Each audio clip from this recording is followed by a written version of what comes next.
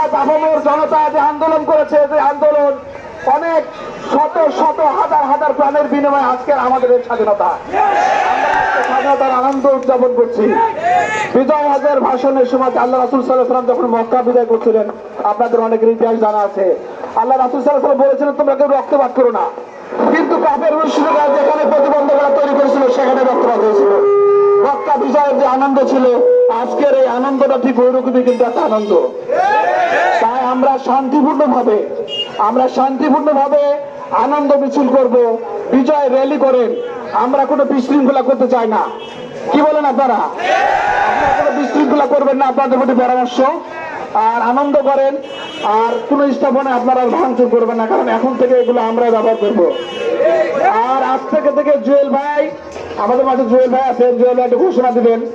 আপনার সন্ধ্যার পরে এখানে কিছু ভোজ অনুষ্ঠান হবে, খাওয়া দাওয়ার আয়োজন আছে, আপনারা সকলে সেখানে সহযোগিতা হবেন। পক্ষ থেকে সেখানে খাওয়া দাওয়ার ব্যবস্থা হবে, আপনারা সেখানে আসবেন। আর আজকে সকাল থেকে আমরা যেটা দেখেছি, আমি যে সরকার দলের এমপিরা, পুলিশ প্রশাসন সহ তারা প্লেন রানিং করে সেখান থেকে গাড়ি তুলে তারা দেশ থেকে বিদায় করে দিয়েছে। আমরা কিন্তু তাদেরকে মারতে যাইনি, তাড়াতে যাইনি, তারা কিন্তু নিজ থেকে দেশ থেকে পালিয়ে চলে গেছে। স্বৈরাচার কখনো টিকতে পারে না, ইনশাল্লাহ ভবিষ্যৎ টিকতে পারবে না। আপনারা শান্তিপূর্ণভাবে আপনাদের কার্যক্রম পরিচালিত করবেন, কোনো বিশৃঙ্খলা করবেন না। এই আশীর্বাদ ব্যক্ত রেখে আমার সংক্ষিপ্ত কথা এখানে শেষ করছি। আসসালামু আলাইকুম রহমতুল্লাহ।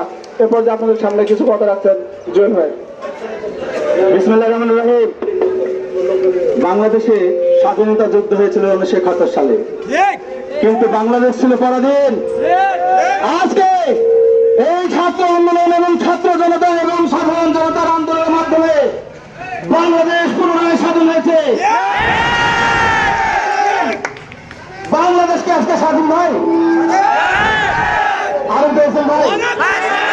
দীর্ঘ 18 বছর আমাদের অনেক ভাইয়ের রক্ত,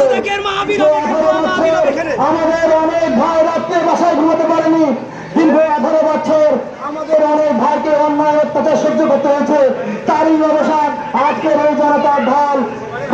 ভাইরা, আমরা আজকে বিজয়, এই বিজয় বাংলা